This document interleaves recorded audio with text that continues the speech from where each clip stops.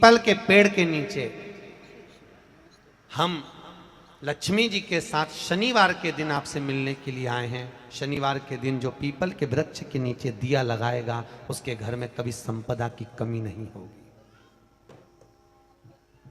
सारे दिन पीपल के वृक्ष के नीचे हमारा निवास होगा।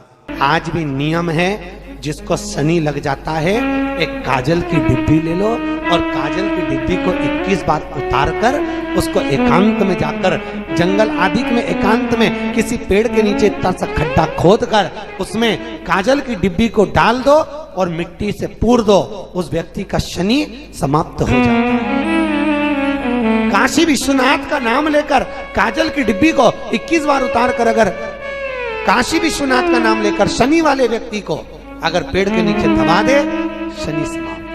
शनि उसको शनिवार के दिन जो पीपल के वृक्ष में सरसों के तेल का दीप लगाता है उसको शनि कभी परेशान नहीं करता। एक बात हमेशा ध्यान रखिएगा, मान लो अगर कोई भारी रोग ऐसा शनि महाराज के कारण हो गया हो, अच्छे काम करते करते उल्टे हो रहे हैं, होते हैं किसी किसी के साथ में, विपरीत परिस्थितियां आ जाती है, अच्छा करने जाओ बुरा हो जाता है, अच्छा कर्म करने जाओ बुरा हो जाता है। तो पीपल के वृक्ष की जो छाल होती है, छाल देखिए, पीपल के वृक्ष में जो छाल लगी होती है उस छाल को घिसकर चंदन बनाकर भगवान शंकर का स्नान कराकर अभिषेक कराकर पूजन कराने के बाद हमें पिपलेश्वर महादेव का नाम लेकर, कौन से महादेव? पिपलेश्वर महादेव का नाम लेकर वो जो घिसी हुई छाल होती है उस छाल का तिलक भगवान शंकर को लगा लो और उसी का थोड़ा सा भाग अपने कंठ पर मस्तक पर लगाना प्रारंभ कर दो। धीरे धीरे जो विपरीत दशा है वो सुधरना प्रारंभ हो जाती है। पर नाम याद रखना, पिपलेश्वर, जम के बोलिए पिपलेश्वर महादेव। एक देवता ऐसे हैं जिन्होंने दूसरे का हिस्सा खाने का प्रयास करा था और आज भी उस देवता से दुनिया डरती है।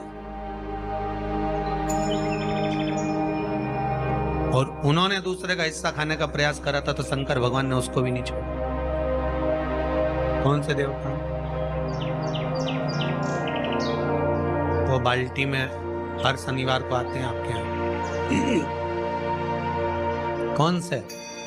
शनि देव। उनने क्या करा था? भगवान सूर्य नारायण ने अपने सारे पुत्रों को देखा, सारे पुत्रों,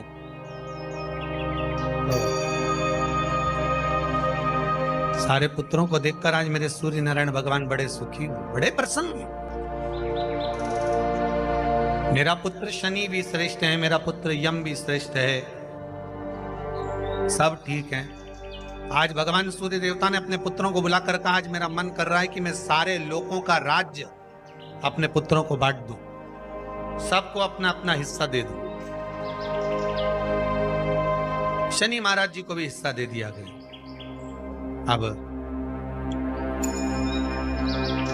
जब शनि महाराज जी को हिस्सा दे दिया तो शनि महाराज जी संतुष्ट नहीं हुए। दुनिया में ऐसे लोग बहुत सारे हैं जो संतुष्ट बहुत कम हो पाते हैं। शनि देव के मन में संतुष्टि नहीं हुई। जब शनि देव के मन में संतुष्टि नहीं हुई तो शनि महाराज उसी समय पर अपने सारे भाइयों का हिस्सा बटोरने लगे, उस पर कब्जा करने लगे। कब्जा करने लगे तो सूर्य देवता की आंख में जल भर गया।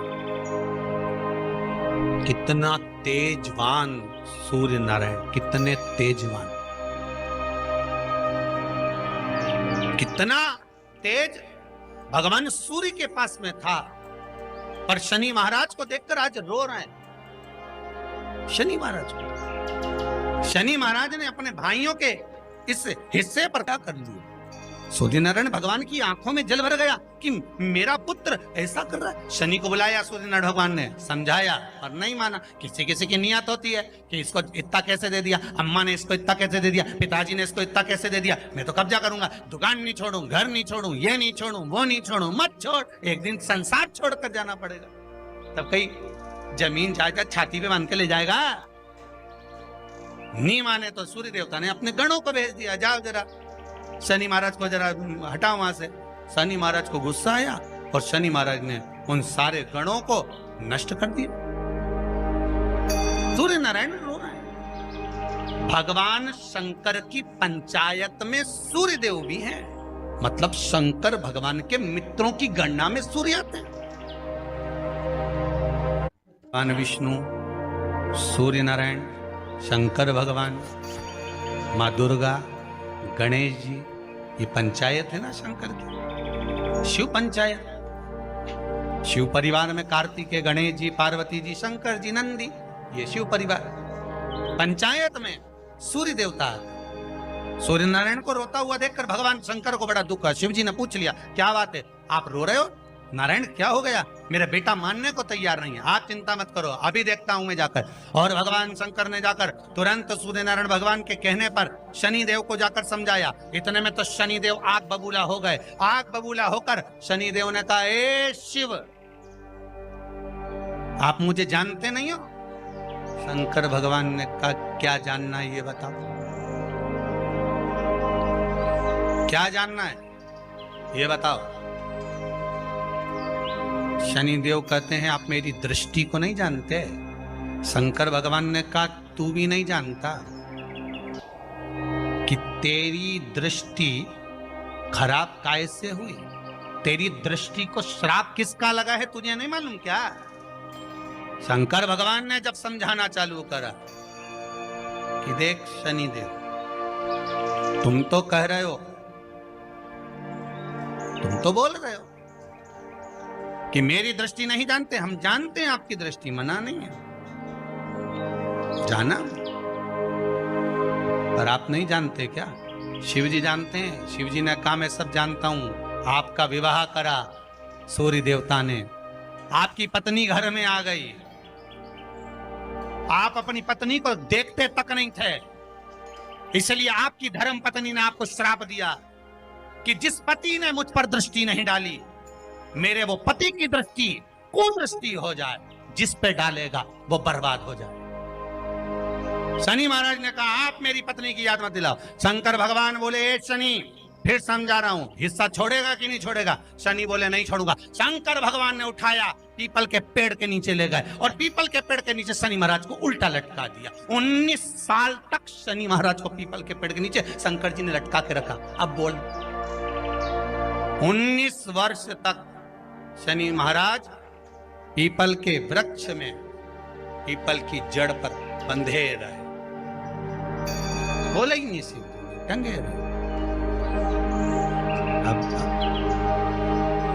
दूसरे का हिस्सा खाने वाले को जब शनि महाराज जैसे के लटका दिया भोलानाथ ने, तो तुम कहीं लगो रे लाइन में? मेरा विचार तो करो। 19 वर्ष तक शनि महाराज लटके रहे, तब 19 वर्ष नेत्र बंद कर कर शनि महाराज ने शंकर की आराधना करी कि दुनिया में कोई ऐसा नहीं जो मुझे उल्टा लटका दे, केवल एक यही है जिनने मुझे लटकाया है। तो 19 वर्ष तक तप करा तो शंकर जी प्रसन्न हो गए। धरनी को हटाकर पार्वती को लाए, साथ में आशीर्वाद दिया, शनि महाराज को खोला। वर मांगो, तुम्हें क्या चाहिए, मांगो तुम्हें क्या चाहिए। शनि महाराज ने कहा, मांगूंगा कुछ नहीं, आप वर दे दीजिए। शंकर जी ने कहा, मैं तुम्हें दंड अधिकारी बनाता हूं कि आप अच्छे और बुरे का दंड दोगे, आप अधिकारी बनकर बैठोगे, मेरा आशीर्वाद तुम्हारे साथ में। दंड अधिकारी। भगवान शंकर का एक अवतार है पिपलाद अवतार। पिपलाद अवतार, जब दधीचि ऋषि की अस्थियां चली गई, उनकी धर्मपत्नी सुवाच ने देखा मेरे पति को मार दिया गया, मेरे पति की अस्थियां ले गए राक्षसों का संहार करने के लिए, उनकी अस्थियां लेकर चले गए, मेरा पति चले गया। सुवाच गर्भ से थी, मरना चाहती थी, प्राण छोड़ना चाहती थी। शिव जी ने देखा ये तो अग्नि के ऊपर चढ़कर अपनी देह त्याग रही है। शंकर भगवान ने आकर कहा, रुक जा सुभाष, रुको, तुम्हारे गर्भ में बच्चा है, तुम्हारे गर्भ में बच्चा है, वो बच्चा मर जाएगा। अब इस बच्चे को जन्म देकर भी क्या करूं? नहीं पिता, तुम्हारे गर्भ में जो बच्चा है वो महाज्ञानी है। तुमने मुझसे प्रसाद के रूप में मांगा था, कहा था शिव जैसा पुत्र होना चाहिए, तो क्या तुम शंकर को नष्ट कर दोगे? मैं शंकर को जन्म दूंगी। सुभाष ने 2 पत्थर उठाए, अपने गर्भ पर मारना प्रारंभ करा। गर्भ पर मारा, बच्चे ने जन्म लिया। बच्चा 7 महीने का था। उस बच्चे को उठाकर पीपल के कोटर में रख दिया। पीपल की कोटर। एक गिलहरी पीपल के फल को लेकर आती थी, पिपलाद के मुंह में देती थी। शिव का एक, इसलिए शंकर का नाम ही पिपलेश्वर महा। शिव का एक अवतार पिपलाद के रूप में हुआ है। तुम क्यों चिंता करती हो? तुम चिंता मत करो, तुम्हारा पुत्र जन्म दो तुम। और दिया धन सुभाष ने, उसके बाद प्राणों को त्यागा। और उस पीपल के कोटर में अगर भरण पोषण करने वाला कोई था तो वह देवाधिदेव महादेव था। फिर निवेदन करेंगे, माता के गर्भ में बच्चा रहता है, उसका भरण पोषण करने वाला मेरा देवाधिदेव महादेव है। अगर जन्म उसने दिया है तो मृत्यु भी वो देगा। अगर तुमको कुछ ज्ञान दिया है तो अच्छी जगह पर भी वही पहुंचाएगा। आप जो अभिलाषा लेकर आते हैं, बच्चे कहते हैं हमारी नौकरी नहीं है, सर्विस नहीं है, हम इस कॉलेज में पढ़ना चाहते हैं, हम इस जगह जाना चाहते हैं, हम इस पद पर जाना चाहते हैं, बस इतना याद रखना, तुम्हारा भाग्य बुरा नहीं होता। कभी भी याद रखना, संसार में जिसको भगवान ने जन्म दिया उसकी किस्मत कभी बेकार नहीं हो सकती। अगर भगवान तुम्हारी किस्मत बेकार होती तो जानवर बनाकर पैदा करता, इंसान बनाकर नहीं। किस्मत अच्छी थी इसलिए इंसान बनकर पैदा, जानवर बनाकर पैदा नहीं करा। अगर तुम्हारी किस्मत अच्छी थी इसलिए मनुष्य बनकर पैदा हुए हो, इंसान बनकर पैदा हुए हो, मानव बनकर पैदा हुए हो। भगवान को दोष मत देना कि भगवान ने किस्मत बेकार दी है। भगवान ने किस्मत अच्छी बनाई है इसलिए तुझे मृत्यु लोक में जन्म दिया। भगवान ने भाग्य अच्छा बनाया इसलिए तुझे शिव महापुराण की कथा सुनने का मौका दिया। नहीं तो भाग्य में नहीं होती तो कहां से मिल जाती? किस्मत अच्छी है तो भगवान नौकरी भी लगाएगा, धंधा भी करवाएगा, सर्विस भी कराएगा, विवाह भी करेगा, शादी भी करेगा, मकान भी बनाएगा, जायदाद भी देगा, संतान भी देगा। उसने दिया है पेट तो भरेगा वही। हम काय को अपने माथे पर ले? मैंने इतनी पढ़ाई कर ली, मैं इंजीनियर हो गया, मैं ये बन गया, मैंने तो ये कर लिया, उसके बाद भी मैं घर में बैठा हूं, मेरा छोरा घर में बैठा, इतना पढ़ने के बाद बैठा। जन्म उसने दिया है, भाग्य उसका है, किस्मत उसकी है, तो कहो उसको कि शंकर का भजन कर, मंथन करे, मक्खन निकलेगा और घी भी जरूर बने। हारना मती। जब तेरे 3.5 करोड़ बन, गिनती मत करना, गिनती वो करेगा। तू तो भज, तू कुबेरेश्वर का स्मरण कर, तू महाकाल का स्मरण कर, तू काशी विश्वनाथ का स्मरण कर, तू महाकाल राजा का स्मरण करके तो देख। शिव का भजन कर, 1 लोटा पानी ले जाकर रोज चढ़ा शंकर जी के मंदिर में जा। शिव से भजन करने में क्या देरी? नहीं जा सकता शिव मंदिर में जाने में? बच्चों को अगर शर्म आती हो तो बेलपत्री के पेड़ के नीचे पानी चढ़ाया, वो भी नहीं कर सकता तो पीपल के पेड़ के नीचे चढ़ाया, वो भी नहीं कर सकता तो आंवले के पेड़ के नीचे चढ़ाया। पर कहीं जुड़ तो सरी, एक बार साध तो सरी, पकड़ने का प्रयास तो करो परमात्मा। शनिवार का दिन है जिस दिन अपन इस दरिद्रता से मिलने के लिए पीपल के पेड़ के नीचे आए हैं। हिंदू धर्म में ये दिन पीपल के वृक्ष के लिए पूजनीय होगा। जो भी शनिवार के दिन पीपल के वृक्ष की पूजन करेगा, दूध चढ़ाएगा या मिष्ठान का भोग लगाएगा, लक्ष्मी और नारायण उसके घर में प्रवेश कर जाएगा। लक्ष्मी और नारायण उसके घर में प्रवेश करेगा, इसलिए नियम बनाया। कौन से दिन का? शनिवार। लक्ष्मी जी बोली, नारायण आपने तो एक दिन का वार लिख दिया। शंकर जी ने 7 वार बनाए हैं, रविवार, सोमवार, मंगल, बुध, गुरु, शुक्र और शनि। ये शिव जी ने बनाया। अब एक दिन आपने अपना बना लिया, बाकी के दिन अगर कोई इस पीपल के वृक्ष के नीचे आएगा और यहां तो दरिद्रता बैठी है तो उसका क्या होगा? भगवान नारायण बोले, सुन दरिद्रता, तेरे से एक विनती है, अगर कोई भी मनुष्य इस पीपल के पेड़ के नीचे अगर 7 दिन में आता है और उसके हाथ में अगर कोई सामग्री होती है तो तू उसके घर में प्रवेश नहीं करेगी। नियम है पीपल के वृक्ष का, या तो पानी का लोटा लेकर जाओ, कुंकू का चोपड़ा लेकर जाओ, शक्कर लेकर जाओ, या पेड़ के नीचे चींटी को डालने के लिए आटा ले जाओ, पर खाली हाथ पीपल के वृक्ष के नीचे कभी मत जाओ, कभी नहीं जाओ।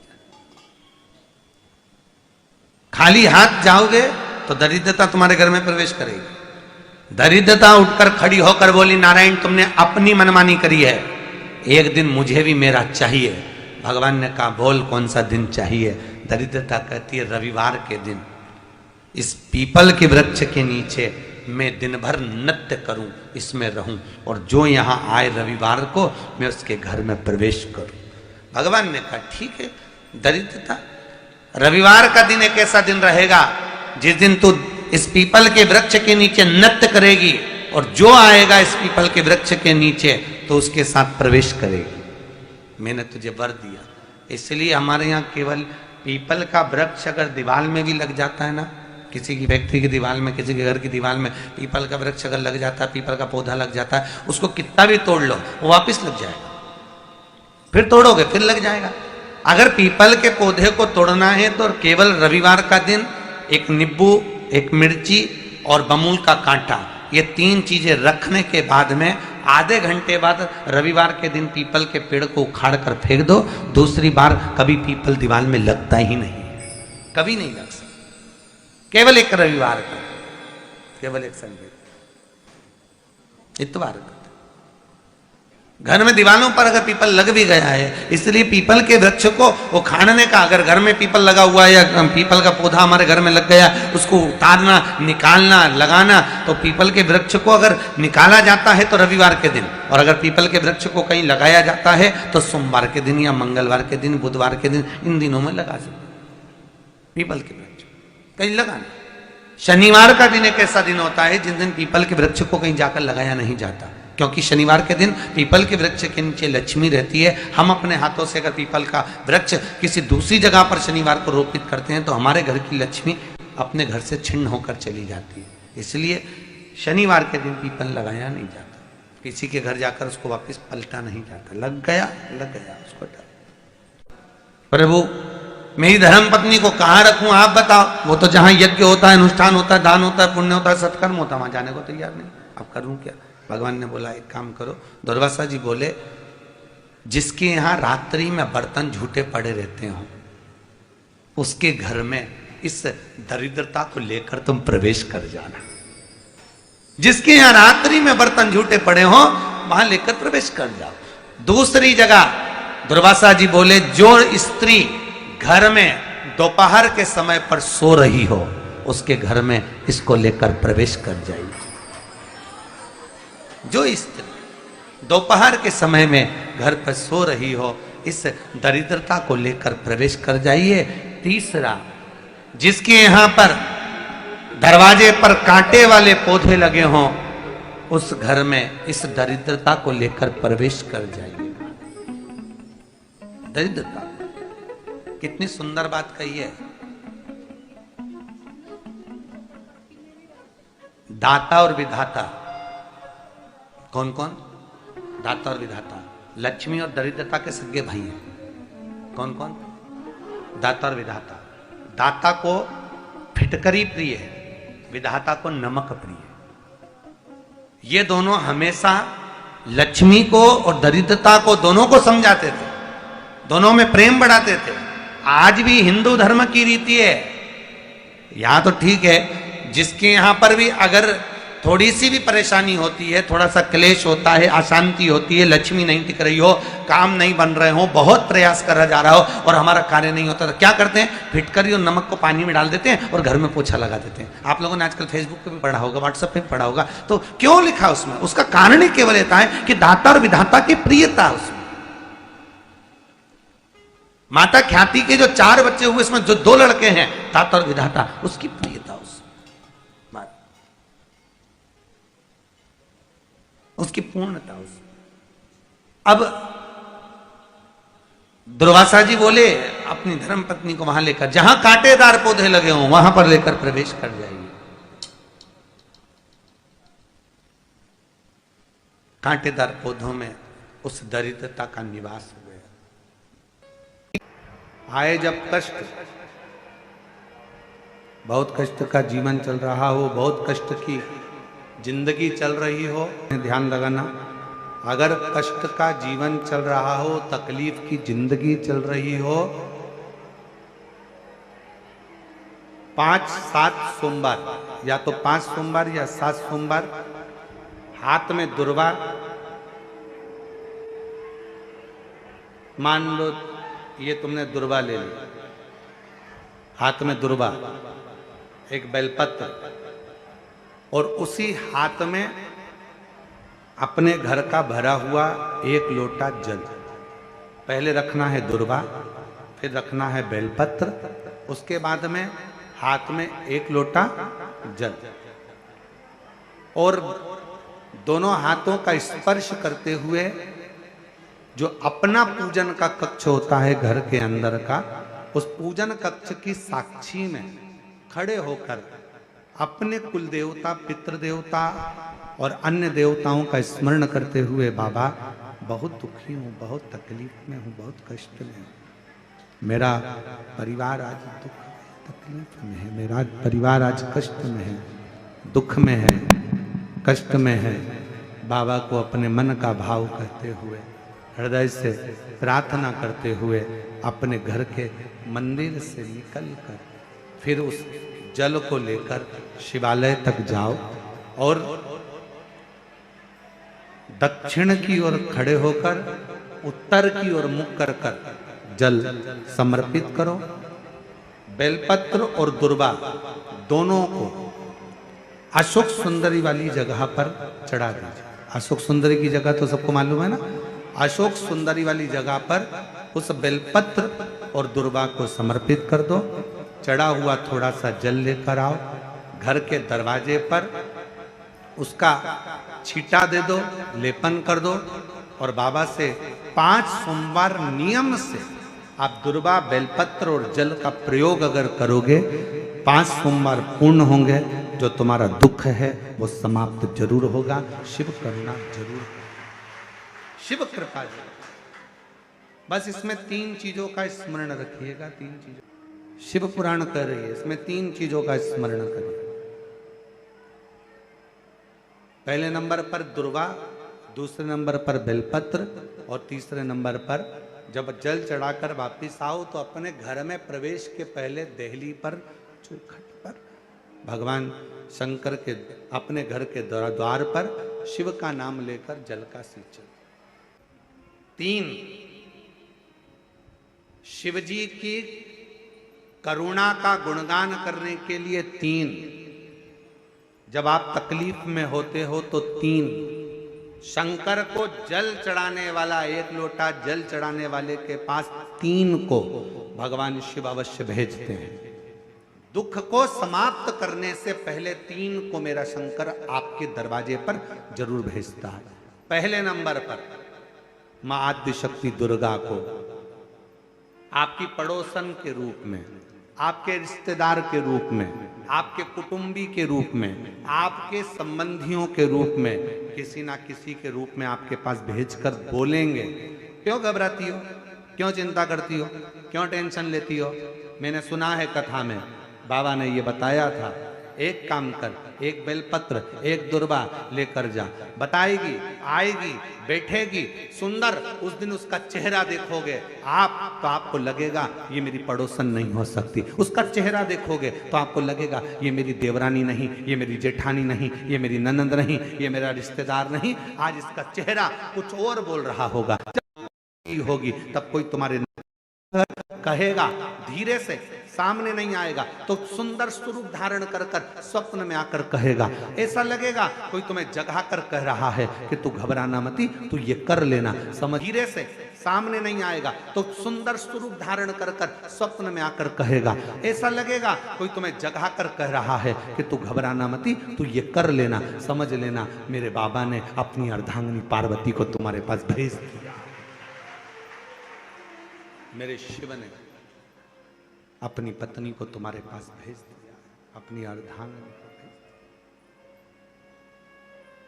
दूसरे नंबर पर मेरे भोले बाबा, मेरे शंकर, मेरे त्रिकालदर्शी, मेरे करुणा सागर, मेरे शंकर दूसरे नंबर पर अपने गण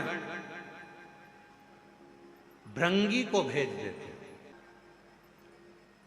शिव जी के गण श्रृंगी और भृंगी का कर्म क्या? श्रृंगी शिव से दूर नहीं होता और भृंगी शिव जी की आज्ञा पाकर शंकर के भक्त के पास जाकर बैठता है। शिव जी अपने दूसरे पात्र को भेजते हैं भृंगी को। भृंगी दूसरे नंबर पर जाता है। उसका काम क्या है? भृंगी का कर्म क्या है? तो कहा भृंगी कभी भी सामने अपने प्रतिबिंब से नहीं आता, किसी का स्वरूप धर कर नहीं आता। भृंगी आपके हृदय में आकर भीतर से बोलने का प्रयास करता है। ये काम गलत हो रहा है, इसको रोक ले। तेरा मन से अंदर से बोलने का प्रयास करेगा, एक काम कर, तू वहां चले जा, ऐसा हो सकता है, तू ऐसा कर ले, तू वैसा कर ले। वो बताने का प्रयास करेगा, वो आपको ले जाने का प्रयास करेगा, उस तक ले जाने का प्रयास करेगा कि ये कर्म कर, ये कर्म कर। भृंगी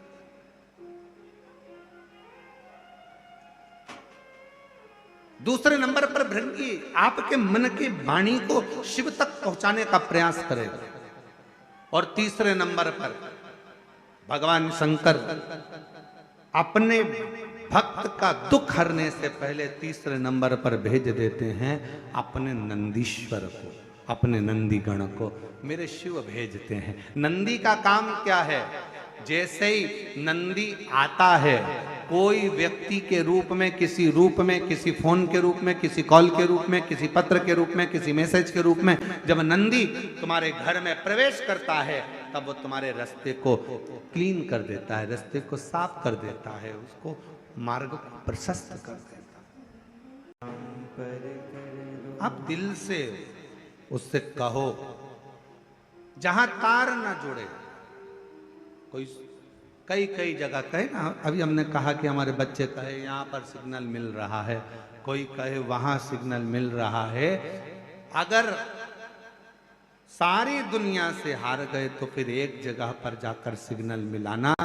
एक बार शिव महापुराण की कथा में पहुंचकर बाबा देवाधिदेव महादेव से अपने मन की बात कहकर कभी योग बन जाए तो उस कथा में आसन बिछाकर जमीन पर अपना आसन डालकर ये नहीं सोचना कि मैं वीआईपी कितनी हूं, मुझे कहां बैठना चाहिए, कहां रहना चाहिए। एक बार उस पवित्र प्रांगण में जहां बाबा की कथा हो रही हो, जहां बाबा कुबेर भंडारी का आनंदमय कथा कर तत्व ग्रहण करने को मिल जाए, वहीं पर रात्रि विश्राम कर कर बाबा से अपने दिल की बात कहकर अपने मन की बात जरूर कहना। ये निश्चित है मेरे बाबा से तुम्हारा सिग्नल जरूर मिलेगा और शिव आपकी बात को स्वीकार जरूर, शिव सुनेगा। भगवान देवाधिदेव महादेव को जल चढ़ाते हैं, उसके 5 अलग अलग तरीके हैं। बहुत सावधानी से सुनना कथा, आपकी और हमारी जिंदगी की सार्थकता को सिद्ध करने वाली कथा। आज पंजाब की इस पवित्र भूमि पर अगर यह प्रसंग निकला है तो इसको आप अगर सुनेंगे तो आपका जीवन सार्थक होगा। शिव जी को 5 तरह से जल चढ़ाने का तरीका है। जैसे पंचामृत होता है, दूध, दही, शहद, घी, शक्कर, ये सब पंचामृत के अंतर्गत आते हैं, उसी तरह शंकर जी को 5 तरह से जल चढ़ाने का क्रम वर्णित किया गया। अब उसको समझेंगे, बहुत सावधानी से समझिएगा। पहला, जल लेकर आए, सीधे डायरेक्ट शंकर भगवान के शिवलिंग पर चढ़ा दिया। ये प्रथम जल का चढ़ाने का तरीका।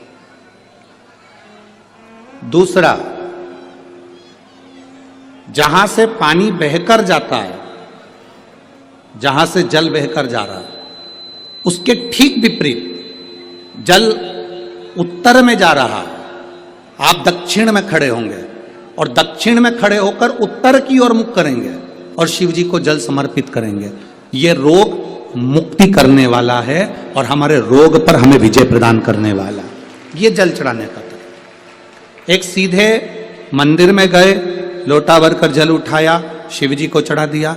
दूसरा जल जहां से पानी बहता है, शिव जी का चढ़ा हुआ जल जहां से बहकर जाता है, उसके ठीक विपरीत में शिव जी का जल इधर जा रहा है तो तुम यहां खड़े हो, तुम यहां बैठो, यहां मत बैठना, यहां मत बैठना, इधर बैठो। अगर रोग का निवारण है तो यहां बैठकर। तीसरा, अशोक सुंदरी से जल चढ़ाते चढ़ाते शिवलिंग तक लेकर जाना और शंकर भगवान के शिवलिंग पर पूर्ण जल समर्पित करना। यह तीसरा तरीका, यह कार्य की सिद्धता के लिए। हम जब किसी से आस न लगाकर परमात्मा से विनती करते हैं तो वो विनती करने का तरीका। तीसरा। चौथा, शिव जी पे चढ़ा हुआ जल 5 जगह पर समर्पित करना। गणेश जी, कार्तिकेय, अशोक सुंदरी, शिवलिंग और जलाधारी। ये चौथा क्रम है। जब जिस नारी का, जैसे मेरा नाम मोनिका है, मेरे पति का नाम संजय सिंह है, मैं दिल्ली स्वरूप नगर के निवासी हूं, मेरा फोन नंबर ये है। कहीं बैठी हैं? मैं बाबू को लाए हैं क्या? नहीं लाए? ठीक है, मैं प्रणाम करने के लिए लाई हूं। गुरुदेव, बाबा बाबा है, बैठी है बहन। शिव तत्व है। एक जल चढ़ाने का तरीका, शिव जी को हम जो जल चढ़ाते हैं उसका एक तरीका भी हमारी जिंदगी में अगर हमने उसको स्मरण में रख लिया तो हमारी कार्य की सिद्धता को सिद्ध कर देता, हमें सफलता की ओर लेकर चले जाता है।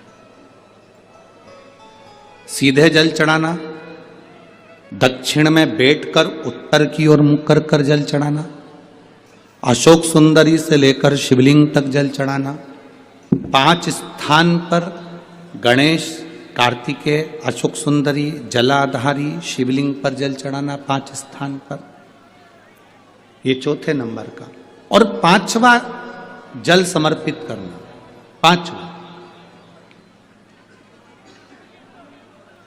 5वें नंबर का जल।